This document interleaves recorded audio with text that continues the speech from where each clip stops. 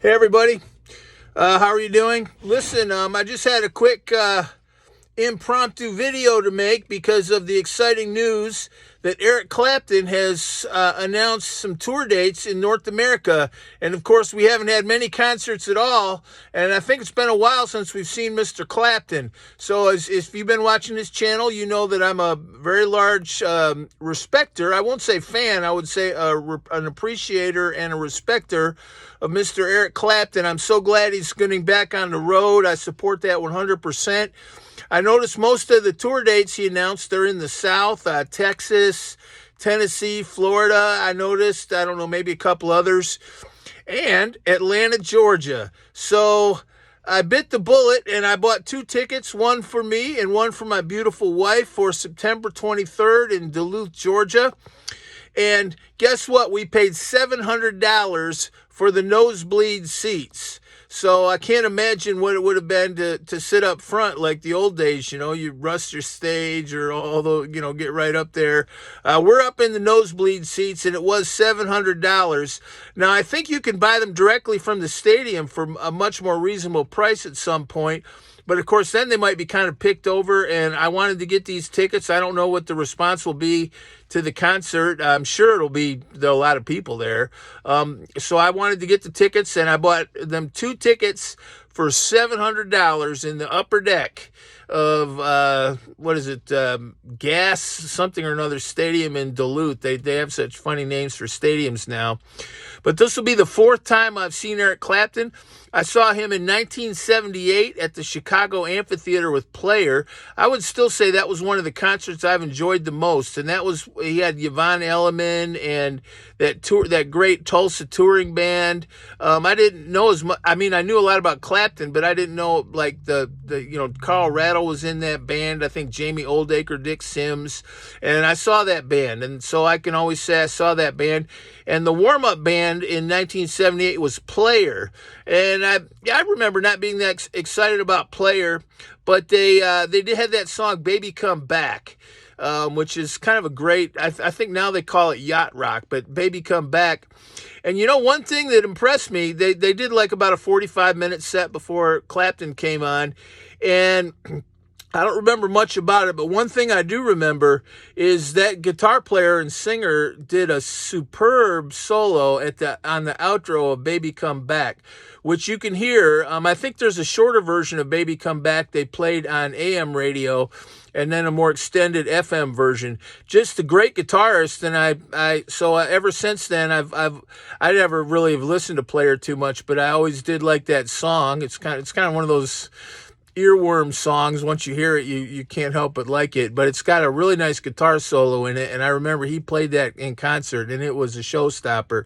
But of course, Clapton came out. That was great, and that was in the kind of rough and tumble years of Clapton, and you know what? In a way, that was great because it was rock and roll. I mean, they did "Bottle of Red Wine," Layla. He opened up with "Peaches and Diesel." Slow Hand had just come out, so he opened up. I remember that very clearly. He opened up with "Peaches and Diesel," went into "Wonderful Tonight," played "Lay Down Sally." "Next Time You See Her." You could probably look up the set list online now. But one of the things I remember, I've always liked that song "Bottle of Red Wine" from his first solo album, and that was an encore selection. It was great. I saw Clapton again in the early 80s, I think. Probably be around 81, 82. Now with Google now, you can probably check all that at Pine Knob Theater outside of Detroit, Michigan, and Clarkston, Michigan. I'm going to say that I think the warm-up band was the Fabulous Thunderbirds. I know I saw the Fabulous Thunderbirds as a warm-up band for one of the several concerts I saw at Pine Knob, and I think it was that Clapton concert. It was a great show. We were up on the lawn, which at Pine Knob was very cool. Couldn't see too well, but one thing I do remember is he came out and did Tulsa Time and got out a guitar and played some great slide on Tulsa Time. And when that slide guitar, the Eric Clapton slide guitar, went for sale and failed to auction for $1 million, which I kind of understood. That's a lot of money for a guitar. But I was always wondering if that was the slide guitar I saw at that show. I don't know what the eras were, but anyway, that was a great show.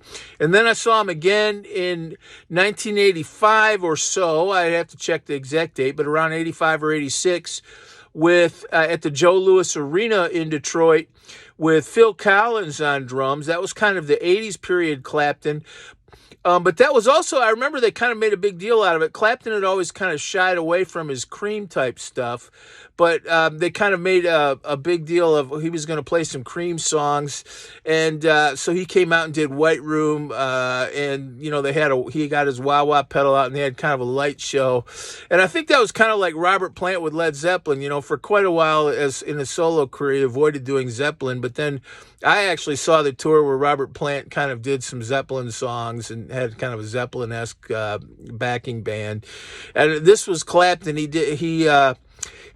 I remember he did White Room, and that was really great. And and I would say of the times I saw him, he played some of the best guitar at that mid '80s show. And so if you ever look at those videos. When was Clapton's best guitar? Some people say it was in the 80s and 90s and early 2000s. He was killer. I would say just really out there with some really hot leads, which he was the earlier two times. I think I enjoyed the 1978 show the most by a good stretch. Just it was Clapton, that kind of Tulsa band period. But in terms of some really great guitar, man, he played some great guitar at that Joe Louis show. The warm-up band for that one was Robert Cray, and I remember he had that song, I don't know, Such a Strong, I don't know, but in the silence you can hear my broken heart. And if I'm not mistaken, he came out and played with Clapton a little bit towards the end of the show, and that was a great show. But I'm really looking forward to seeing it. All $700. You can be assured I'll have some comments about the concert sometime after September 23rd, and I'll bring a telescope to see them. Sometimes you can actually see better in the upper deck. So I thought about buying one lower, but actually once you start getting back there, sometimes I think you can see better in the upper deck because it might kind of hang over the stage. So I'm sure I'll enjoy it, and my wife will enjoy it. She's somewhat grudgingly learned to appreciate Eric Clapton. She didn't know she was marrying a Eric Clapton person. But I'm really excited about seeing the show. I think it's great he's doing it, with all that's been going on. More power to Eric Clapton. We need to get back to rock and roll, and I'm so glad that he's coming to Atlanta, and I can't wait to see him. And I'll try to take some pictures or something, what I can. But God bless you. That's kind of exciting news. I hope if he's coming around where you live, you go. I think we should show our support. I hate to say it, but he is 76. He's talked about having neural... some kind of neural something or another, neuropathy, peripheral neuropathy, I believe is the clinical term. And so he's always played great guitar. He's kind of settled down, but in these later years when I've seen him, but still always great, very tasteful. And I'm sure that's going to be the case again. And I hate to put it in these terms, but you don't know when the last time you'll see some of these people is. I'm going to go to as many concerts as I can. I was going to go see Elton John when what happened, the shutdown. So I had said right before all this happened that I was going to go see all these people I could, that are still around playing. I was even going to go see Kiss, and I haven't really liked Kiss too much since they came out with Love Gun and what's that one, that kind of disco Kiss. But I loved the first four Kiss albums up through Detroit Rock City. I was going to go see them. All that stuff was canceled. I saw Dr. John when he was in Atlanta probably about 8 or 10 years ago. That was another case. I just cleared the calendar. I said, I'm going to go see Dr. John. He's one of the great piano players in the world of that style. And I went and saw him, and he was terrific. One thing, the best 2 minutes of that Dr. John concert was when he just played some solo it was kind of at the end of one of his songs, he had a band and he just played for about 2 minutes solo New Orleans piano. I could have listened to that all night. He had a band with him, and he warmed up for Cyndi Lauper. And I'm embarrassed to say I left before Cyndi Lauper. No offense to her. A lot of people there seem to be Cyndi Lauper fans. And I've talked to a lot of people that I respect that like her. But she was kind of an MTV era star that I never paid too much attention to. But I saw Dr. John, and I'm so glad I did. Another one I went to see and dropped everything was Gordon Lightfoot, and I'll do it again if he comes to Atlanta. Some of these people, you're not going to be able to see him long. You know, some people criticize Gordon Lightfoot. I guess his voice, in all candor, is not what it used to be. He used to have one of the great baritones in the world, really. Just you listen to, like, If You Could Read My Mind, Love, or It's Too Late for Praying, or any of those songs from the 70s. God, his voice was just like honey butter.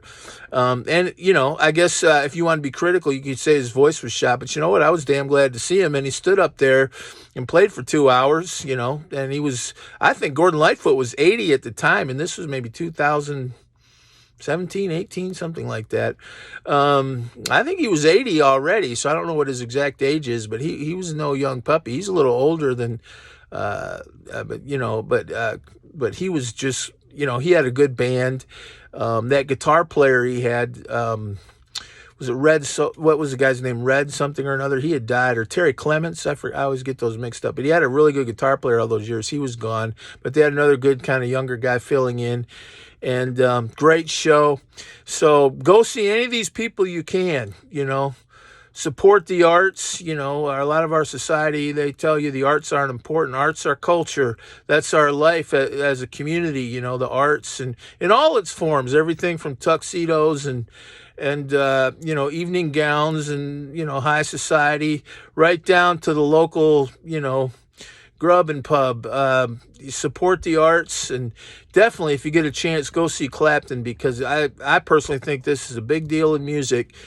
Clapton's doing a North American tour, and it's announced. You know, it's not maybe, or, you know, we're going to wait till 2022. He's announced the dates. They're on the calendar. You can buy the tickets now, and I'm going. So, well, God bless you. Thank you.